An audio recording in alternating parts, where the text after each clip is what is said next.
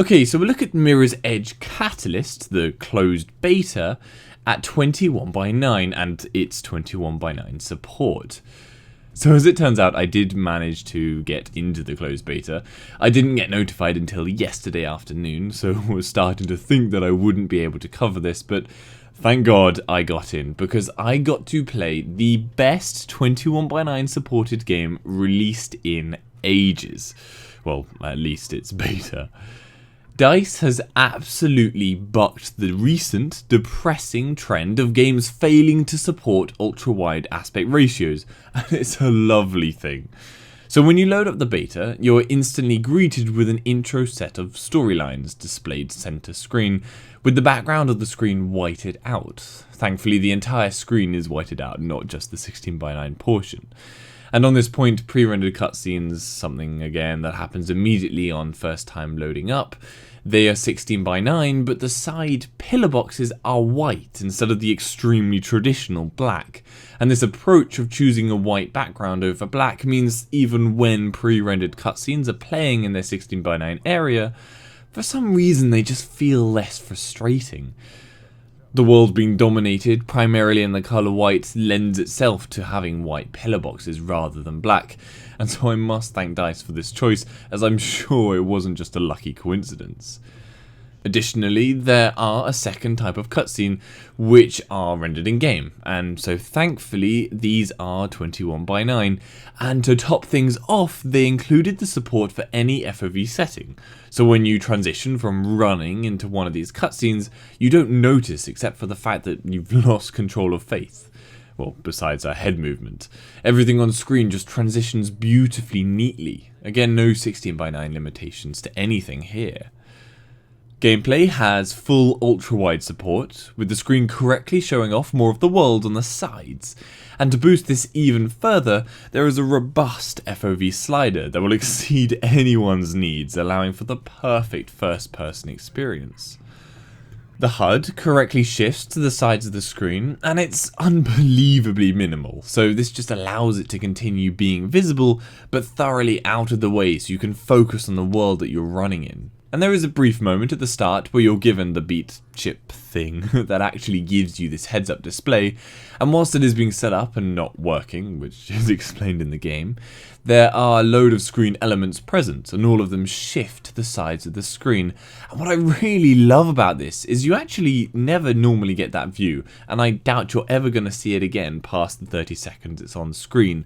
But nonetheless, DICE made sure the HUD elements would shift into the correct places instead of taking the easy method of sticking them at 16:9 for any resolutions.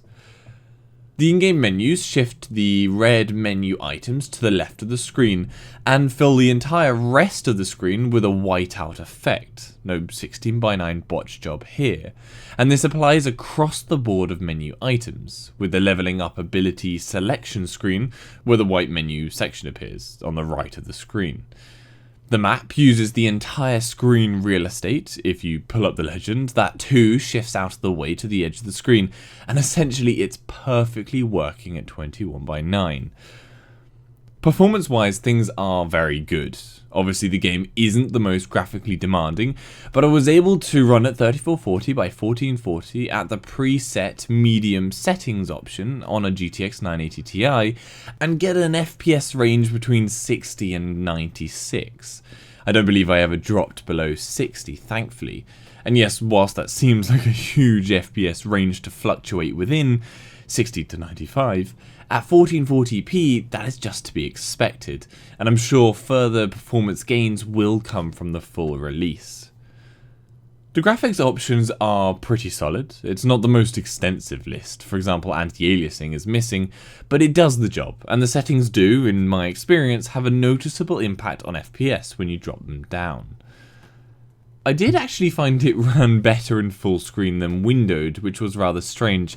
I can't recall any other games having quite such a large disparity between the two before.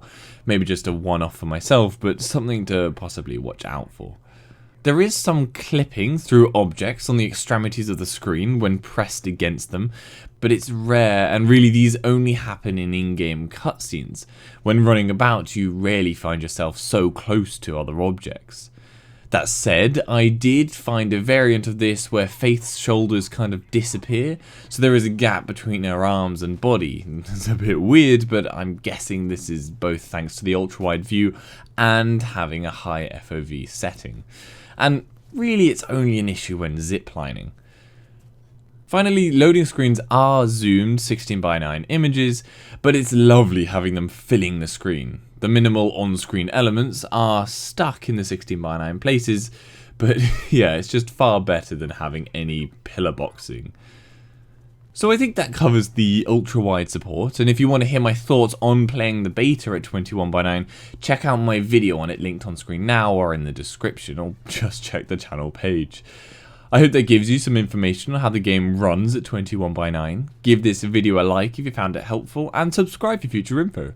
For any other games at 21:9, head over to my channel, hopefully I've covered it. If I haven't, leave a comment down below and I'll try and cover it. And if you'd like to donate to the channel, the links to my Patreon page are in the description. See you later.